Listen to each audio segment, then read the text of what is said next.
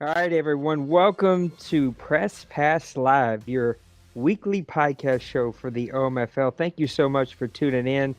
We are down a man tonight, but as always, I get to welcome in one of my favorite people here, the champion, 2 years in a row. Can you believe that? D. Wayne, welcome to the show. Glad to be here, Nate. How's it going, guys? It is going well here. I'm sitting here with a fat, full belly. Eat crawfish on Friday night. I had gumbo all day today, homemade pie, little vanilla ice cream. I am a pig. I had to work out as soon as I was finished because I feel like a pig. We are down a man tonight. We are thinking about our buddy Hude. A lot of you guys know his health situation. He had a scare. He scared us all this week, but he is on the mend. He just was not on the mend enough to be able to be on the show tonight. Hopefully, he'll see the link and tune in and at least listen in. We're thinking about you, buddy. Hurry up and get well. So let's jump right in this. It is already week 3 here in the OMFL. We want to get you caught up to what has happened up to this point. We did cover the off season and talk about the off season, and now it's time to start talking about what happened and what has happened so far in season 71. So I'm going to cover week 1 scores. I'm going to hand it over to my buddy D Wayne and let him cover week 2. Week 1, the Bengals beat or actually fall to the Dolphins, who started off the season red hot, 37-21. The Eagles in our game of the week win 15-7. Unfortunately, though, this team is back open again. This owner just his gameplay was so far. He did pass the screening to get in here, and then somehow it all went to pot in weeks 1 and 2, and it just was so far away from where he needed to be, just doing things that are common sense, sim league type stuff. We just decided let's go ahead and let him find another place and we'll find a new owner. But anyway, back to the scores. The Steelers fall to the 49ers 20-14. The Steelers are also open. So if you're listening to this, you're looking for a league. We got the Eagles and the Steelers. We'd love to have you check us out. There's a little bit of a commitment, but we can talk about that later. The Buccaneers with a 31-6 victory over the Titans. The Titans had me scratching my head just a little bit. Such a very good team, well built, great owner, and he just hasn't been able to get off the schneid last year and this year. He's really struggled out of the gate. The Chargers with a 17-12 victory over the Vikings, who's also struggled out of the gate.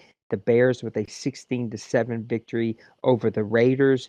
The Bills with a shocking victory, 22-19 over the Broncos. That's a nice win for those Bills. They're doing some funky stuff here in week 2.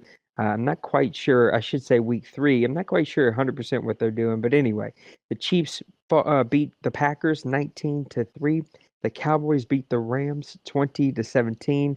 The Giants beat my Cardinals 20-17. The Jaguars beat the Colts 20-13 in one of those tight defensive AFC battles. The Panthers with a 21-20 victory over the Falcons. The Patriots beat the Browns 28-7. Those Browns had such a good year last year. You really hope that they can bounce things back. The Ravens with a really handedly victory over the Texans 41-27. The Redskins 20, the Jets 10. The Seahawks 44 over the Lions 10. And that was uh, Oh, Maniac. There's the name. I had it. It was there. I just lost it for a second. Maniac's first game back, but he does bounce back in week 2. And that is all of your games for week 1 here in the OMFL. D-Wayne, why don't you take over and cover week 2 for us? All right. Well, first game of week 1, Seahawks whoop up on the 49ers. Mo starting off the season on fire. My Falcons, I called it upsetting the Buccaneers in a classic crazy game. Chargers be edging out a victory over the Colts. The Broncos really shutting down an explosive Packers offense. The Browns with an upset victory over the Rams. Bills pulling out a win over the Ravens. Brady and the Jags getting a win over the Titans.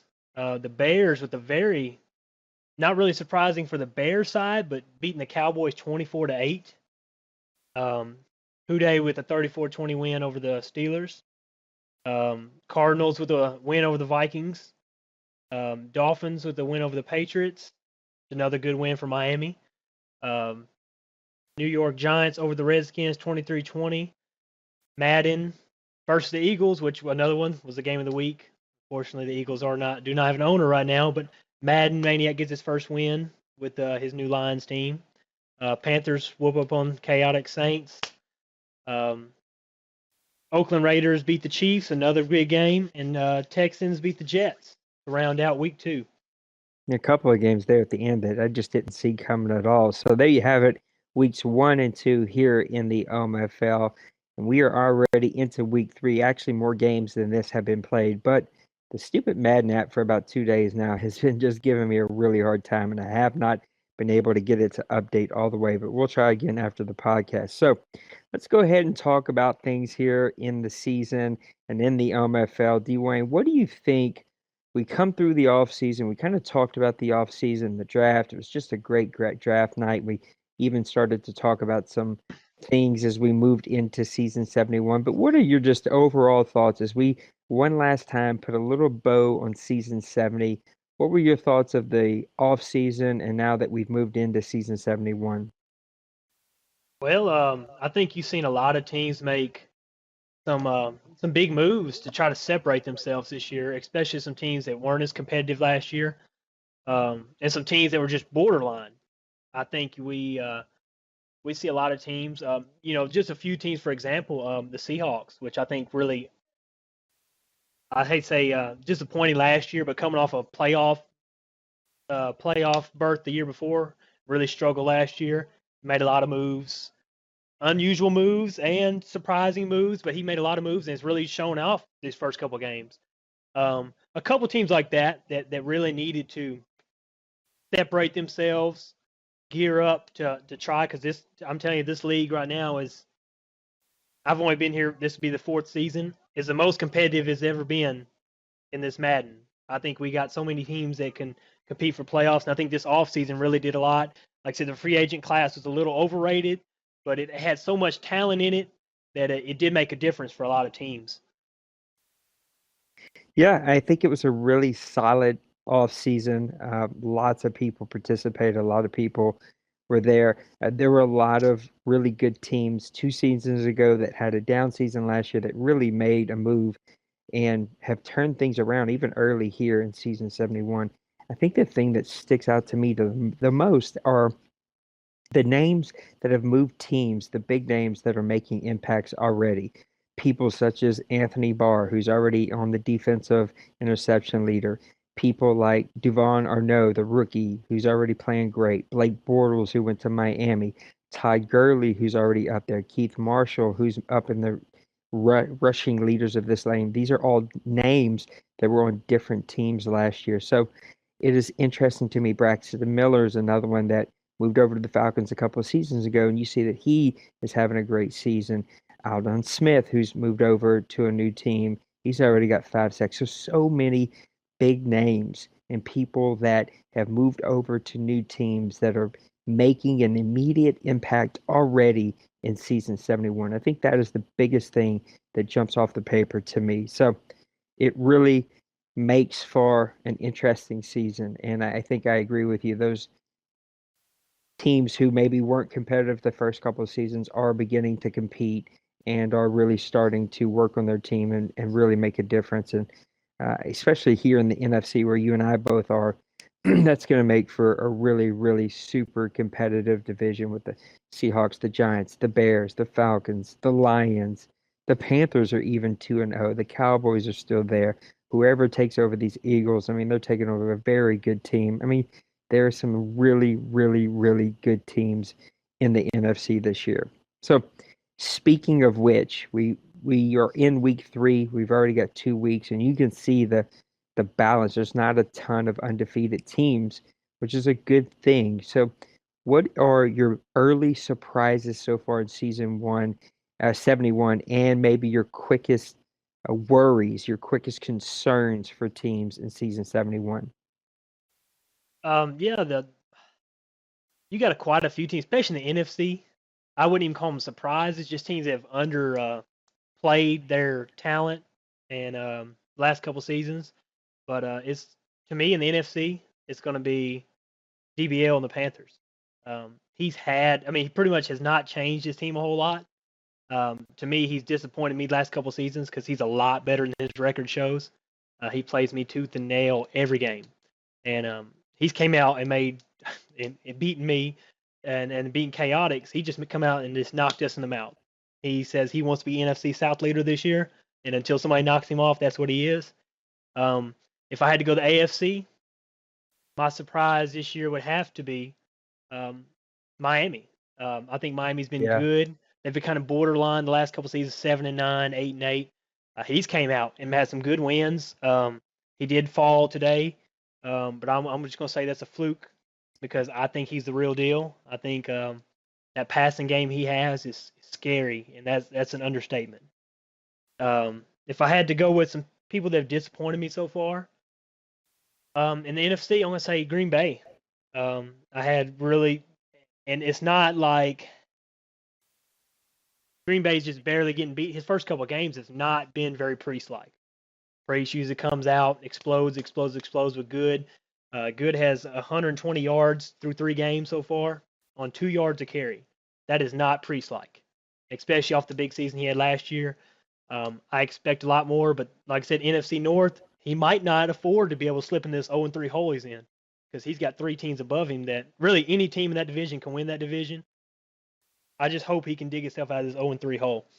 The AFC, the biggest surprise for me is it's really a combination of 2 teams, Indianapolis, and they're playing right now. Indianapolis and Tennessee, both those teams are better than their records. I've expected a lot. I expect a lot out of the Colts with Colin. He's got Andrew Luck, and I've seen him when he's on, and you can't stop him. He started the season last year, I think, first 3 or 4 games, a near perfect passer rating. Um, and he's lost, I think, his first 2 games, he's lost by a touchdown or field goal. He has not been very much. It could have went either way. But I think both those teams are way better than their record says. And like I said, I hope that they turn it around and prove me wrong towards the season. Yeah, you and I have a lot that we agree on. I think some of my early surprises, I don't know that I can. There are a couple of teams that are doing really well that I don't classify as a surprise. The Giants, the Bears. I would lean a little more towards the Bears than the Giants. Like we know who all of these owners are. And these guys come to us from another league, both Tampa Bay, the Giants, the Bears. And there's one other guy whose name or whose team is slipping me right now. But those guys come to us from a different league, and all of them are, you know, basically the same guy, rinse and repeat. They all play really, really well. Not super duper uber active. Probably Tampa Bay's the most active guy here as far as extra content and that kind of thing. I know Nolan's only here just to play, and that's fine, especially as we are here late in this Madden. Hopefully one day he'll get active, or you know, we'll see. But either way, these teams I don't consider surprises because they're super good owners who just needed some time with their rosters and their teams. The ones I do consider surprises, I have to agree with you. I'm gonna throw out even another name though, but Carolina's definitely surprised at 2-0. Double Zero's always had it. He's his own worst enemy, gets it in his own head. It's surprising to see Buffalo at 2-0, especially with all the moves he's making. He seems really upset at his team. Not 100% sure what he's thinking. Not 100% sure what's going on in his head right now, but he is sitting at 2-0. It's good to see Miami up there, but again, Miami can be his own worst enemy and can really attack himself. But here's another team that surprises me is the San Francisco 49ers. Old Meat has a very, very, very good player. He's just kind of quiet, just busy with life, and so you don't hear a ton from them. He does talk and chat from time to time, but man, he's really turned this roster around, and he's shown that you can win with this roster. He's sitting at 2-1. He's had some nice victories and some close games. That is a team that you're going to have to watch out for. Some of my quickest worries, though, one another team that we didn't talk about so far is the Los Angeles Rams. I'm not quite sure what happened. I know you and Dawson are close friends, and not quite sure what happened to your boy, man. He's sitting at 1-2. He's much better than that record at 1-2. He's got a much better team than that, but his record is what it is. And then you got the Vikings and the Packers. Both of those, the Packers have been getting blown out. They just don't look like themselves at all. Minnesota's had a tough break. I barely squeezed by with a victory with him. He needs a win this week to turn things around. And then even going over here to the AFC, I agree with the other ones that you picked, the Colts and the Tennessee Titans. I'd even, it's early, it's only 2 games, but you could probably even think about New England there. Usually that's a fast starting team, but those are all teams that Colts, the Titans, the Packers, the Vikings, the Rams, you got to start hitting the panic button pretty soon because I didn't expect to see those teams that low this early in the season. So, thinking about the AFC, the NFC, let's get some predictions here. We'll do this with Huday once he gets back on the show. Let him give his thoughts, even though we'll be a couple of weeks deep. But give me your predictions for the NFC. How do you see each of these divisions breaking up? Who's going to win these divisions? Well, these divisions, if we'd have did this 2 weeks ago, would have been completely. I would not have been right on any of them. Let's just throw that out there. I think the NFC East. I think it's Nolan's to lose. I think he just a crazy guy on the sticks. And Yeah, the Giants are not. he forces you into some crazy throws. That's exactly right. I played him last season. Me and Ryan are pretty conservative with the ball. He made us turn it over 3 times last year, and I think it's his division to lose. I'm not counting Eagles, Redskins out, and I think that Big Hurt will give him a run, but Big Hurt's going to have to win those head-to-head matchups. NFC North, like I said, this division right here, any 4 teams can win. The Packers have dug themselves a hole, and if Minnesota don't win this week, they're going to be in a hole. Maniac's heck of a player. The Kingpin, Priest are all great players. Another one I think is the Bears to lose. Everything he's shown so far, he plays a lot like I said, he's a replica out of that. Them guys that all came together, all great players. Um, he's gonna make you throw some mistakes. If you play in his game, he's gonna make. I mean, you're gonna turn the ball over. I think it's the Bears division to lose. The NFC South, competitive like always. The Buccaneers are a great team. Saints has revamped this. I mean, Chaos has revamped the Saints. He just is the unluckiest person I've ever seen. I think it's the Panthers division. I think me and him will battle it out. Like I said, we have a big game this week. If I don't win, he'll be 2 games up on me. In the head-to-head matchup, it'll be a big game. I do think that one of us out of the NFC South will be a wild card team um, if it's not the division winner. And the NFC West, like you said, you got 4 teams in that division with the revamped Seahawks, revamped 49ers. Meathead just flew on the radar and started out 2-1. Then, like I said, you got you and the Rams, who are 2 teams that were fighting for the division lead last year, are right now, like I said, 3rd and 4th place right now. I think anybody can come out. I do think that somebody's got to figure out Mo's crazy passing game, which I say passing game, just Mo in general, because Mo is a very unorthodox player, has a very unorthodox roster, and I think it's going to take somebody to figure him out. But I think it's going to be Seahawks, Panthers, Bears, and Giants are the teams to beat right now. And I ain't lie to you, I have a hard time picking 2 wild card teams to choose from. There's so many teams. We're so deep. I don't know if you can count out anybody so far through the season. Yeah, I gotta agree with you. Looking at, I'm gonna work my way backwards. I'll go from NFC West and work my way all the way to the East. I think that this absolutely is the Seattle Seahawks division to lose. He is just a very explosive playmaker on both sides of the ball. Don't sip on the soup that he's trying to sell everyone that he's not a good player and that he's blah blah blah blah blah. Don't listen to that crap. He's a very, very good player. Old Meathead might give everyone a run for their money and cause the Seahawks to continue to have to keep that roll up like it did 2 seasons ago when he and I were battling it out. And look, Arizona and the Rams, it's still very, very early. They are not out of it, but man, they really have their work cut out for it. Looking at the NFC South, this really is all about Atlanta. I'm not going to eat this humble pie that you're trying to feed me. Don't count out Tampa Bay. I am all in for Carolina. 00 is my buddy. He literally was there with me day one of starting the OMFL in 2001 and has been with me ever since, outside of a handful of years where either I wasn't in the OMFL when I was taking a break or when he took a break for a little bit. Outside of just probably 1 or 2 years, he's been with me for all 16 of them.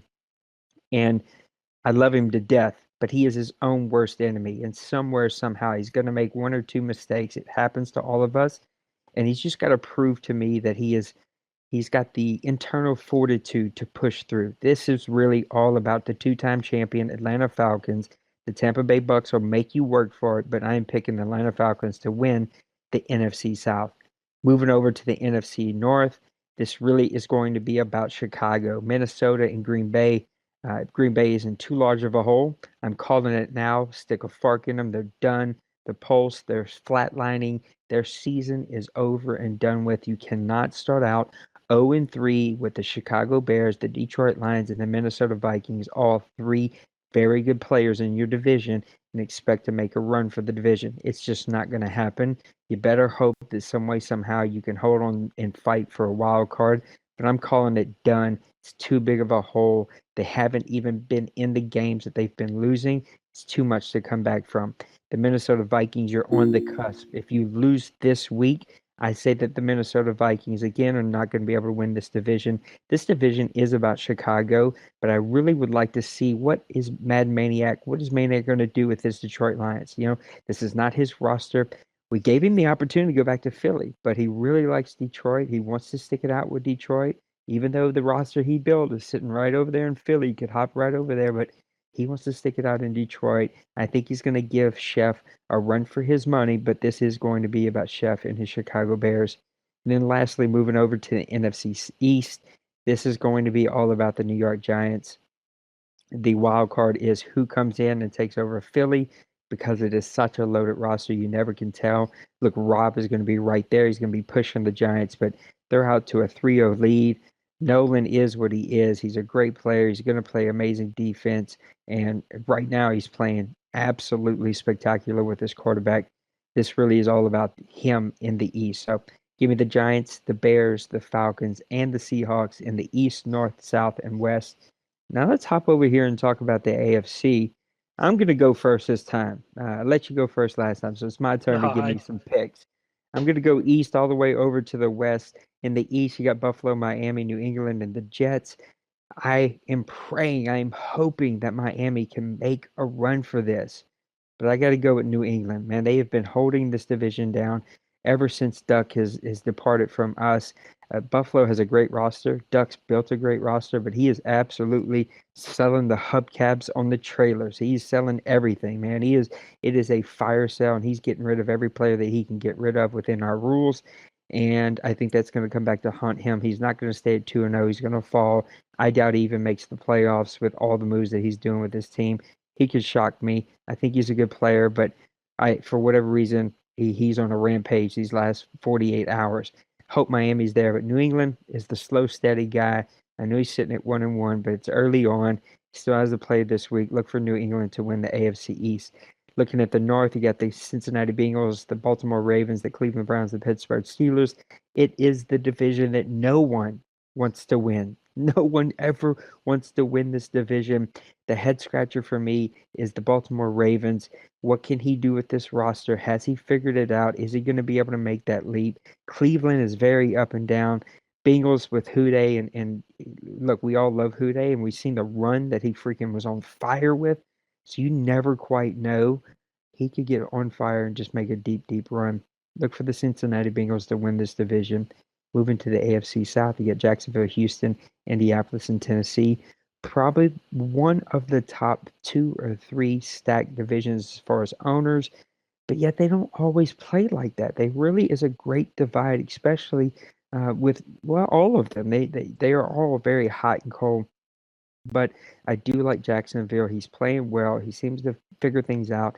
He's got that rookie running back in there making plays. Looking for Jacksonville to win the AFC South. And then finally, before I turn it over to you, San Diego, Kansas City, Oakland, and Denver. Some of the most talented defenses that you will ever face. I think this Kansas City San Diego thing is turning into a great rivalry between two owners. I don't know how much they talk. Both of those are pretty fairly quiet owners. San Diego always says like these really weird things. I think he's just that's who he is. He's just trying to be funny. But both of these guys know how to play defense. I got to go with the Kansas City Chiefs, though, man. That defense was so good last year. San Diego's going to push him. This is going to go down to the wire, but give me Kansas City in the AFC West. So give me New England, give me Cincinnati, give me Jacksonville, and give me the Kansas City Chiefs in the AFC. Who do you like? Like I said, I'm gonna go west to east. I'm gonna throw you a shocker in the AFC West. And I say this because he showed me some life. He's been a great player for a couple seasons. Had last year's a down year. I'm gonna pick the Raiders for the AFC West. He upset the Chiefs last week. He showed a lot of. He shows He me a lot did. of what he was 2 years ago when he was the competitor, knocking, surprising everybody. He's my surprise pick, but I would not be surprised any four of these teams come out of this division because Blaze in Denver is great. Kansas City, San Diego, really those four teams could win a division probably in any of these divisions. But I'm gonna go with the Raiders, my surprise pick to win that division. Um, AFC South, like you said, is another stacked one. Massimo can't ever count him out. The day you count him out, he'll upset you.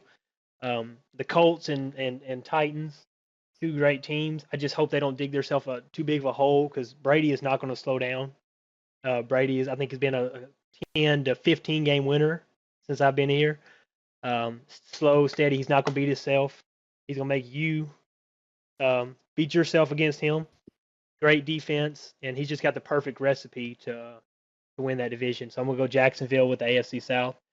AFC North, I'm going to throw some fuel on y'all's fire because Baltimore, Cleveland, and whoever takes over Pittsburgh, which could be a big thing because you never know what owner you're going to get. I'm going to throw some fuel on the fire. Huday's going to win this division. Calling it right now. He's going to win it. He's going to be 100% healthy again. He's going to come back and he's going to win it all again. He's not going to Pittsburgh be the. Pittsburgh has no quarterback. That's the only thing. Whoever takes them over, they have no quarterback. You're exactly right. Which is I don't know how he let Big Ben go in this offseason. Big Ben was still a great player even at his age, and I actually think the Bears got him at a pretty good discount. But it's Huday's division. He's not surprising nobody this year. I know you're listening, Huday. You're not surprising nobody, and you didn't shock me last year in the playoffs. Not that much. It's Huday's division to lose. The Bengals have it. In the AFC East, it's really hard to go against Cincy. He's been crazy good since he's been here. Uh, I would love to give the Dolphins. If anybody's gonna push him, it's gonna be Dolphins. I think Buffalo's a great player. Like I said, I think he's fire selling his team way too early. I still think he's gonna be competitive, but when he fire sells these guys, I don't think he can compete with them. And the Jets, like I said, the Jets have dug themselves a hole. I don't think they can, as good a player as he is, I don't think he'll be able to hang with New England or Miami. And I'm gonna go with New England winning the AFC. So recap it, you have New England, Cincinnati, Jacksonville, and the Oakland Raiders. Yes, sir. That Oakland Raiders pick is going to be an interesting one. Again, he's got all the talent in the world. We'll have to see if he can put it all together, though. So there you have it. Weeks 1 and 2 in season 71 is already in the books, and we have given our predictions. And as we kind of close up the show, we do like to do a segment that's called Outside the League, where we just talk about things that are going on outside of the league in the sports world. And right now, of course, the boys of the summer are warming up, and college baseball is well underway, and professionals are having spring ball, and so there's a lot of excitement about baseball coming up. But it's also March the 11th, which means it's March Madness time. We've already got conference championships being played, and before you know it, the tournament is going to start. So, D-Way, my outside of the league segment is: do you watch and enjoy March Madness? I love March Madness. I love college basketball. I wish Arkansas took their basketball, which I know Dawson you're listening to. Arkansas has had a real good season. The Razorbacks have. Oh, I know. My Majority. cousin lives in Arkansas, and that's what the hell he's been calling me for 3 days straight about. I don't want to talk about Arkansas. I don't want to think about Arkansas. Screw the Hogs. Well, they got and I know who they's listening to. They got Kentucky tomorrow in the SEC championship game. But Arkansas's not usually in it. I've always been a big, and who they will love this. I've always been a big Blue Devil fan. I've always admired Coach K's coaching ability and the way he held himself. As much as you either love or hate the Blue Devils, but as in general, I love March Madness. You see teams you ain't seen all year. You see upsets. The the fire of college basketball just at its fullest. It's just a great time of the year. And like I said, going for the Razorbacks, but I got to stick with my Blue Devils. So it's gonna be fun. I love watching the March Madness. Yeah, I gotta be honest. I like, I get to be connected with sports with my job and what I get to do. And so sports has always been a huge part of my life forever. And so I love sports, especially watching sports, playing sports. I don't care what kind of sport it is. It can be thumb wars. I'm ready to play. But when it comes to March Madness, it's kind of the way that I view the World Series, the NBA Finals. If my team is not in it, I probably don't care. I'll watch it. I'll enjoy a game or two, but I'm not going to be intently focused and sold out. Now, football, I still enjoy watching a really good game. I'll try to watch all of the playoff games, not super intensely if my team isn't in it. But when it comes to March Madness, it's probably the one that I'm the least into outside of maybe the NBA Finals is March Madness. And it's just because if my team isn't in it, I don't enjoy it. I will say though, the thing that I really do enjoy about March Madness is just the excitement. It truly is. It's like its own thing. You know what I mean? It is its own little world. When March Madness gets here, there's so much excitement about Cinderella teams and teams that nobody knows about, and these players that nobody knows about. That's the one thing I do enjoy about basketball is that it could be just this little small school. College baseball is this way that no one's heard of, no one's seen these players, and yet they come out and they start beating these bigger teams that have the bigger name coaches and the bigger schools, and that is enjoyable. And the excitement that comes just from sports being in the air, everyone's talking about it. All the games are on, everybody's watching, everybody's rooting for their favorite team. And when my team's in it, it's a ton of fun. I love watching the LSU Tigers when they're in the tournament, but unfortunately for me, we haven't been in the tournament in 2 years, and this year was one of the worst years that we've ever had. So I'll watch. I'll be a little into it, but I'm not going to be all in. I am definitely pushing all my chips to the middle of the table for Astros baseball. I'm ready to start watching my Astros play some baseball and see how good this team is going to be because we might have a chance this year. So you're pulling for the Blue Devils with a little side hustle on the Razorbacks, and I'm just pulling that the Razorbacks get beat pretty soon and get out as fast as possible. Can't knock that from a Tiger fan. I can understand. Can't do it. It's like a Saints fan could not, no true, real Saints fan was rooting for the Atlanta Falcons in the Super Bowl. If they were lying. They were not a Saints fan. There's no way in the world I could root for the Atlanta Falcons. So let's put a bow on the show. It's week 2, or week 3, I should say, of season 71. Any closing remarks, any final thoughts on weeks 1 and 2? Well, like I said, I like seeing these guys, especially the ones that had down years last year. I love seeing them turn it around and show the progress they've did in the off season and translate it to wins. And I also like seeing this. I guess you say diversity of. I guess diversity of good teams. For the first season or two, you had one or two, maybe three favorites going into each season, especially when Ducks was here. It's like it was Ducks versus the world. And that's not knocking Ducks. That's not knocking anybody. No, But no, no. I love it being just an open playing field. I love the that's what you got right now. I can't tell you one person right now that I would put my money on to be in the Super Bowl. I think this could be the most open playoff open playoffs we've had since we started, and I'm just excited to see it come. You started this 2 seasons ago, and that was that surprise team who made a run, who was in the Super Bowl, and you actually won. You beat Ducks. You made that epic comeback. The Bengals kept it going last year. The Seahawks 2 years ago made that run to make the playoffs. So there's always those teams that just catch on fire and just come out of nowhere. And that's what I'm excited to see. Who's that team? Last year it was the Chargers. Year before that it was the Yeah, Chiefs. Um, who is that team? Is it the Baltimore Ravens? Is it the Miami Dolphins finally? Is it whoever takes over the Philadelphia Eagles? When Minnesota came on strong last year, is it the Detroit Lions? Is it the Carolina Panthers finally. Is it the San Francisco 49ers? That is what is exciting to me. It's always going to be those teams that are always there, but who are the teams that are right on the cusp that are going to surprise everybody and that just catch on fire? And come week 12, 13, we're sitting here and looking at a 11-2 team going, what the hell? Where'd this team come from? It should be a whole lot of fun. Yeah, you're right. Like I said, it's just the unpredictability of it, of everybody being so well rounded. Like I said, I think it's just gonna be fun. Like I said, I'm glad it's early, and I like seeing everybody. I know we're week 3. The first couple weeks kind of went by a little slow. I know we had some, everybody trying to figure out their scheduling. Week 3, and I think almost half the games have been played already. I love that. Love seeing everybody's excited to get their games played and get them knocked out. And I'm just ready to get this season even going even farther. And lots of content, lots and lots of content out there. Go to Daddy Leagues, go to the website, go to the forums, man. Check out Twitter. If you're on Twitter, find us, follow us. If you're on YouTube, find us, give us a subscribe, like our videos.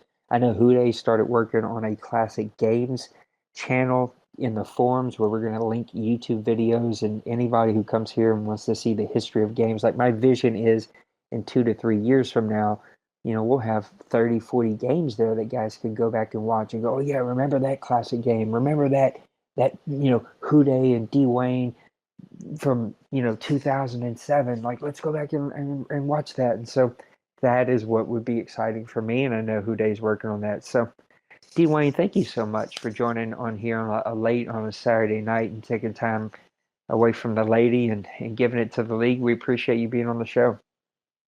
I'm glad to do it. I love doing this. I love the content we put out.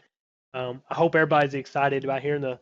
I love when y'all used when I first came in this league. You used to press pass live. You and Brady did. I got so excited. I was always the guy live listening. Loved You hearing it. were. Loved hearing it. And I hope everybody's the same way.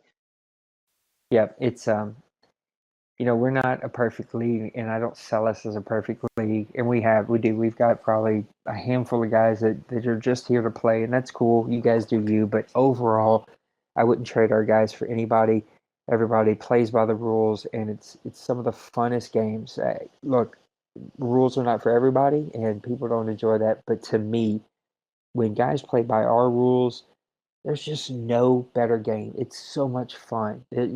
You can lose and go, you know what? That guy just beat me. He played better. He called better. He had a better team. He just beat me. And so, if you're looking for a league, I'm going to use this Press Pass Live to advertise our league on a couple of different sites tonight once we get it out. But if you're looking for a place, we'd love for you to check us out. We are not a perfect community, but we got some really amazing dudes like Hude, like Dwayne, like Colin, like Mo, uh, so many, Dawson, even though he doesn't, hop on the podcast all that often, like he's always in chat. He's always doing so much. Brady, just so many really, really great guys that make this a really special place. And we play FIFA, and we play golf, and we play coach mode, and we got a baseball league starting. We have a WWE community that we're connected with. Just so many fun things.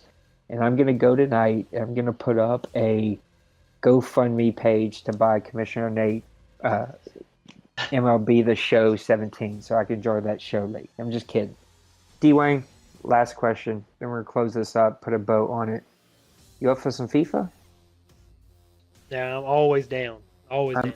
I think we got to squeeze in a little FIFA tonight. So, anybody that's listening tonight, if you want to jump on and play some FIFA, I'm going to wrap this show up, get it processed, and we're going to play some FIFA before we call it a night. Dwayne, thank you so much for being on the show. Thank you guys for calling in. Hude and Dawson for listening. For everybody else who listens to this later on, thank you so much. Give us a like, a subscribe, share us on Twitter, share us on YouTube. Man, just get us out there. Share with your friends that also play video games and show us what kind of great community that we have going on here. For all of the leadership here at Grown Folks and the board here in the OMFL, thank you guys for tuning in. We will see you next week. Deuces. Have a good one, guys.